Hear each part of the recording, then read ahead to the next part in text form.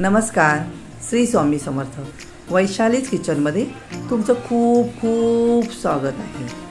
आज आपण जो इथे राईस बनवलेला आहे, भात, तो बघा, भाताचा कलर बघूनच कोणीही आवडीने खाईल आणि लहान मुलंही खूप आवडीने खातील, कारण ह्याच्यामध्ये खूप सारे जीवनसत्व आहेत। आज आपण पालक राईस बनवणार आहोत। तर इथे बघा, ही पालकाची पानं घेतली, एक मोठी जुडी होती, त्याची मी अर्धी जुडी इथे घेतलेली आहे। पालक स्वच्छ पाण्याने धुवून घेतलेला आहे, 2 ते 3 पाण्याने, मिठाच्या पाण्याने। इथे आपण आता पाणी बॉईल करायला ठेवलंय, पाणी छान गरम झालेलं आहे। आता आपली जी पालकची पानं आहेत ती याच्यामध्ये टाकायची आहे। इथे आपल्याला एक अर्धा मिनिटभर ह्या पाण्यामध्ये अशी मिक्स करून घ्यायची आहे। गॅस बंद केलाय, पानं काढून घ्यायचे। थंड पाण्यामध्ये लगेच टाकल्यामुळे काय होतं, पाण्याचा जो कलर आहे ना तो आपला हिरवाच राहतो। आता आपण ही मिक्सरच्या जारमध्ये टाकून घेऊया।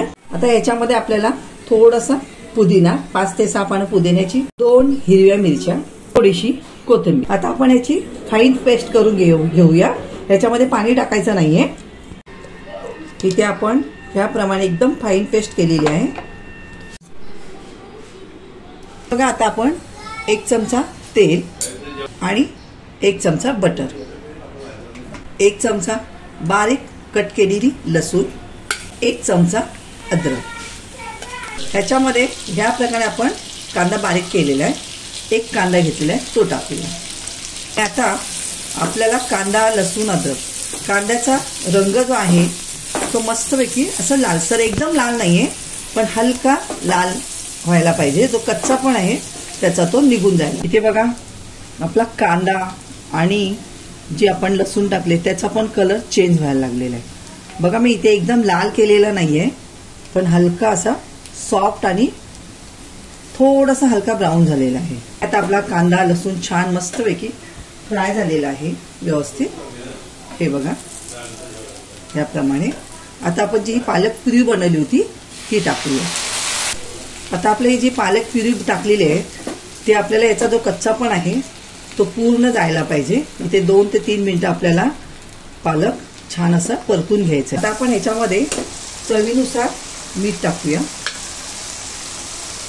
त्याच्यामध्ये अर्धा चमचा चिली फ्लेक्स टाकायचे आणि सर्व परत मिक्स करून घ्यायचं।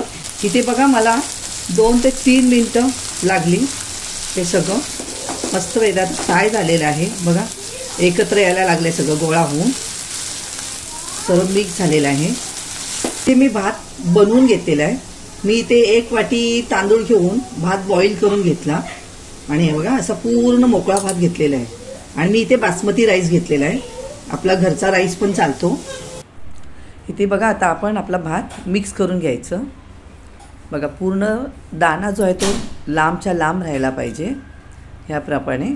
आता हे मिक्स करताना आपण एकदम हलक्या हाताने मिक्स करायचं, कारण आपला जो भात आहे तो मोडून द्यायचा नाहीये। इथे छान असं मिक्स करून घेऊया। आता असं इथे बघा, आता आपला भात मस्तपैकी रेडी झालेला आहे। आता आपण याच्यामध्ये लिंबू पिळूया, थोडासा लिंबू, आणि परत व्यवस्थित मिक्स करून घ्यायचं। इथे आता आपला भात तयार झालेला आहे। असा भात तुम्ही नक्कीच घरी तयार करून बघा आणि कसा झालाय तो मला कमेंट बॉक्समध्ये लिहून सांगा। आणि हो, लाईक करायला विसरू नका। आणि आतापर्यंत कोणी सबस्क्राईब केलं नसेल त्यांनी सबस्क्राईब करा। थँक्यू।